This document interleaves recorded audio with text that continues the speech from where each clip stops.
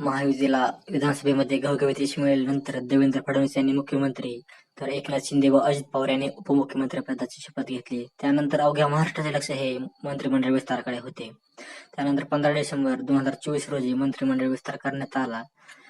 तेच आपण या व्हिडिओमध्ये जाणून घेणार आहोत.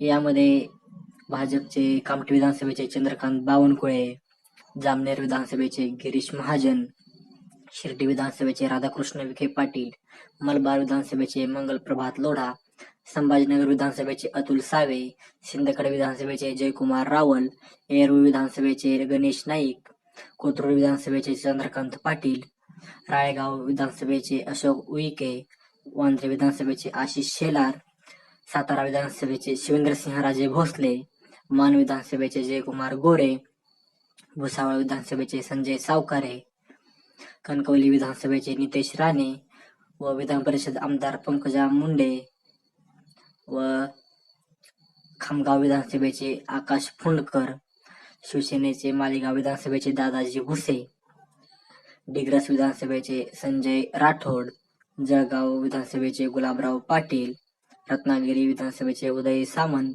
संभाजीनगर विधानसभेचे संजय शिरसाट, ओवाळा विधानसभेचे प्रताप सरनाईक, पाटण विधानसभेचे शंभूराज देसाई, महाड विधानसभेचे भारत गोगावले, राधानगरी विधानसभेचे प्रकाश आबिटकर व राष्ट्रवादी काँग्रेसचे इंदापूरचे दत्तात्रय भरणे, श्रीवर्धनच्या आदिती तटकरे, परळी विधानसभेचे धनंजय मुंडे, कागल विधानसभेचे हसन मुश्रीफ, दिंडोरी विधानसभेचे नरहरी झिरवळ, वाई विधानसभेचे मकरंद पाटील, सिन्नर विधानसभेचे माणिकराव कोकाटे, अहमदपूर विधानसभेचे बाबासाहेब पाटील, वर्धा विधानसभेचे पंकज भोयर व काही नेत्यांनी राज्यमंत्रीपदाची शपथ घेतली. त्यामध्ये जिंतूर विधानसभेच्या मेघना बोर्डीकर, पर्वती विधानसभेच्या माधुरी मिसाळ, दापोली विधानसभेचे योगेश कदम, रामटेक विधानसभेचे आशिष जयस्वाल व पुसाद विधानसभेचे इंद्रनील नाईक.